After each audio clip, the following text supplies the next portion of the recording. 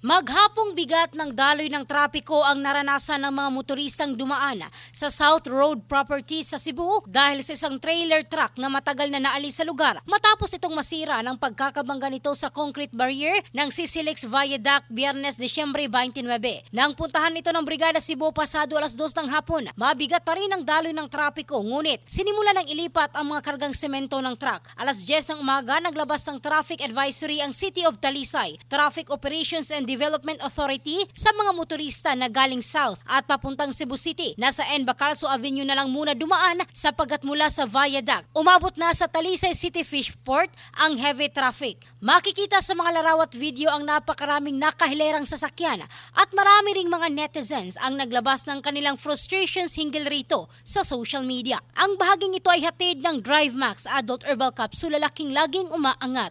In the heart of changing lives, ito si Michelle Craste ng Brigada News Philippines, the Music and News Authority.